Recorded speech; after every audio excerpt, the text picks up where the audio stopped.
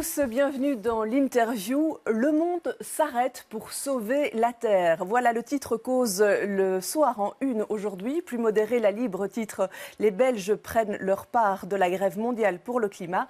Ce vendredi se veut jour de grève mondiale pour le climat dans une centaine de pays. Des manifestations vont s'organiser dans 27 villes belges. Isabelle Potier, bonjour, vous y participez? Bonjour, oui bien sûr, comme le 2 décembre et un certain nombre d'autres fois. Avec quel message?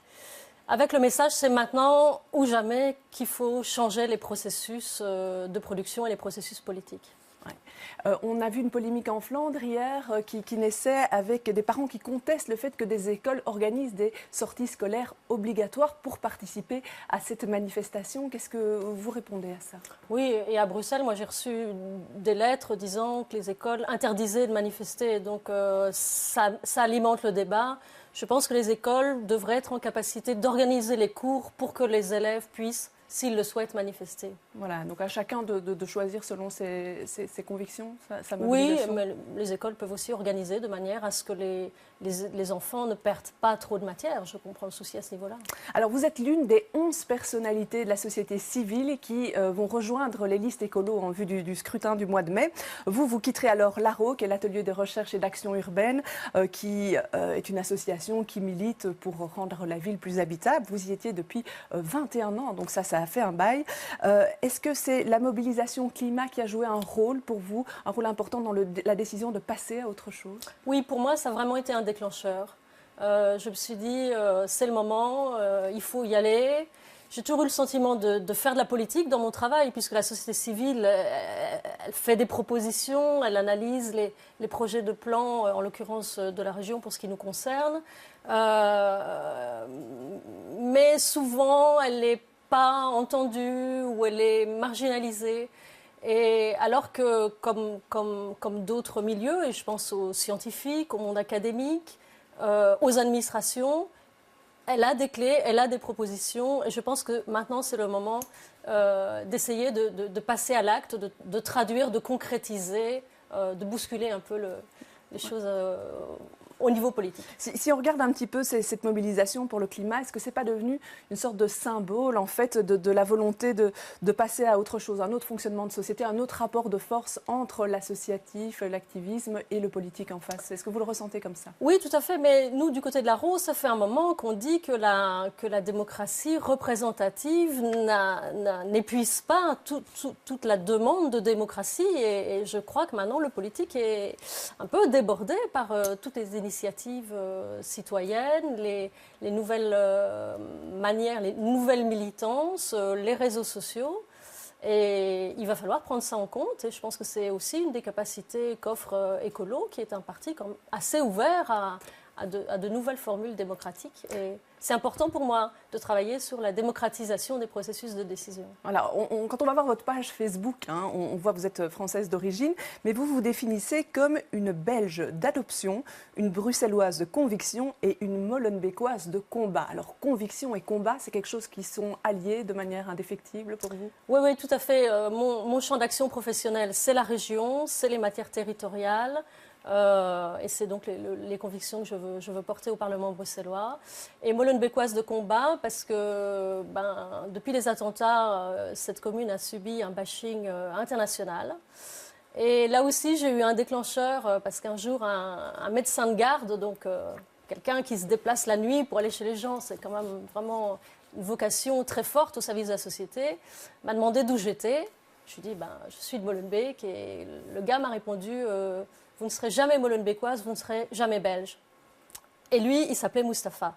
Et ça, je me suis dit, il y a un combat à mener pour l'universalité des droits, de la reconnaissance de tous les Bruxellois, quelle que soit leur origine, leur langue, leur culture. On est tous bruxellois et c'est aussi ça que je veux porter à travers cette candidature. Alors, le combat pour une ville aux mains des habitants, donc on l'a dit, vous y participez depuis longtemps. À l'ARO, vous avez suivi beaucoup de dossiers, de gros dossiers d'aménagement de l'espace public, de projets urbains. Vous avez le verbe haut, hein, des dossiers souvent argumentés, très touffus, voire très techniques, et une vision de la ville qui est sans concession. Cette façon d'agir qui passe aussi par souvent des recours en justice, au Conseil d'État. Quel bilan vous en tirez? Ça a bien fonctionné? Alors les recours, on n'y va jamais de gaieté de cœur dans la société civile parce que ça coûte cher et puis ça fait basculer le dossier dans un domaine plus technique avec un autre type d'argumentaire où on sort de l'argumentaire politique. On le fait vraiment que quand on n'est pas entendu, pas écouté sur un fondamental qu'on considère vraiment comme très important par rapport à l'objet social des associations. Et ça participe aussi de ma volonté de m'engager en remontant un peu dans le processus de décision à un moment où on peut encore modifier les choses. Parce que le recours, c'est un peu une situation, c'est quand même un constat d'échec du dialogue. Il n'y avait plus de dialogue possible. C'est quelque chose qui a été fort reproché, c'est qu'avec ces recours, les projets durent très longtemps, on ne sait pas avancer, la ville est figée finalement.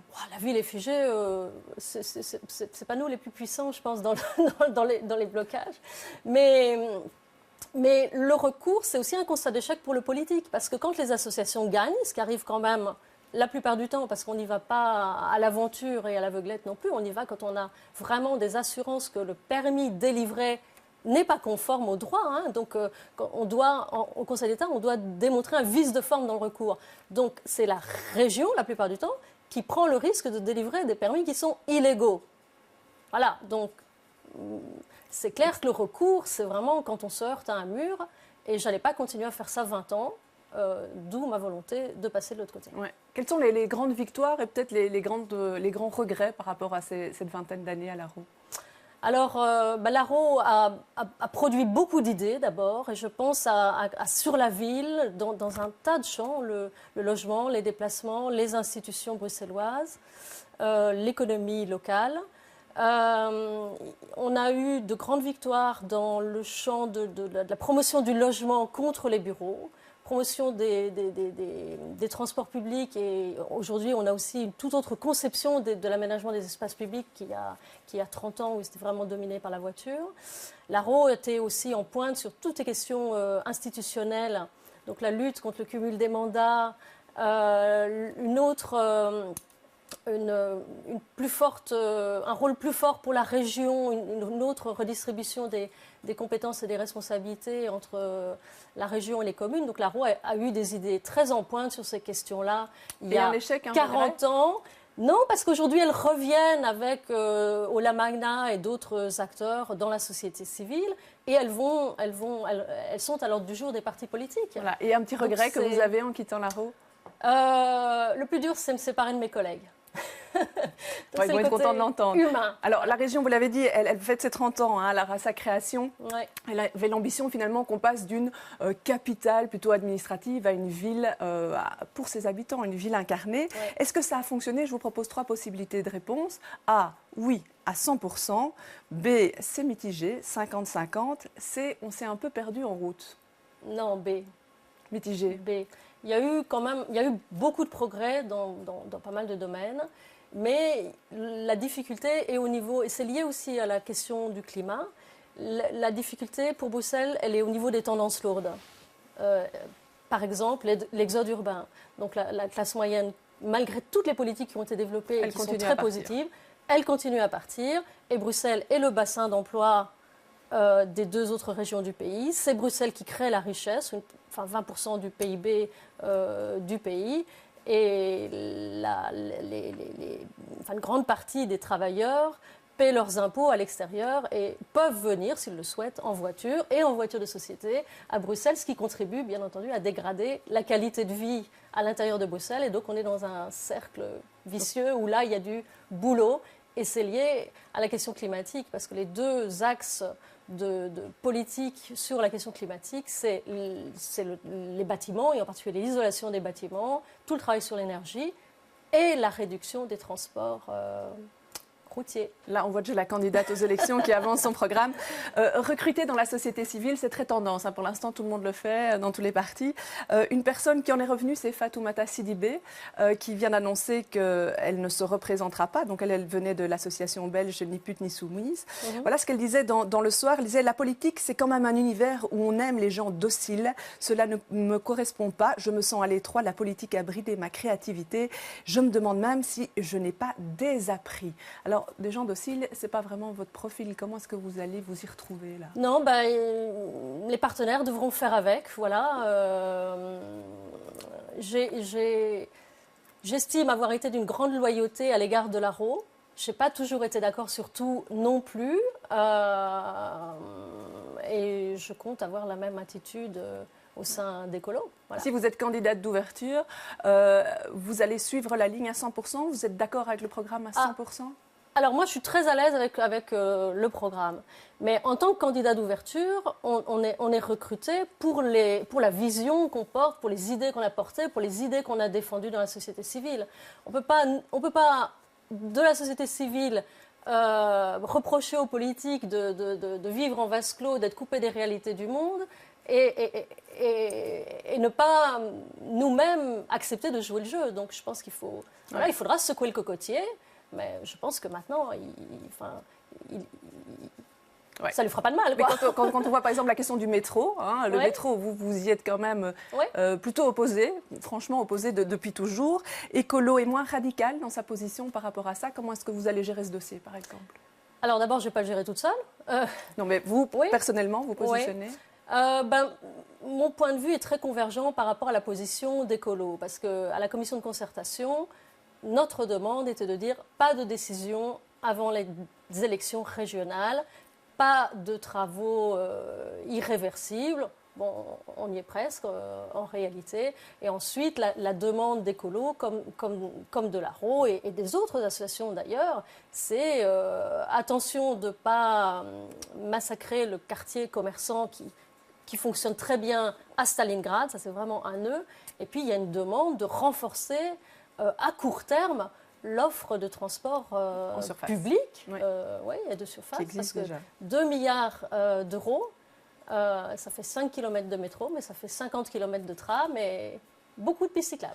Est-ce que vous ne craignez pas la frustration? Parce que quand on est élu, mais dans l'opposition, on peut parler, mais on n'a pas beaucoup de pouvoir d'action. Et puis quand on est dans une majorité, il faut faire des concessions par rapport aux autres partenaires. Comment est-ce que vous allez vivre ça?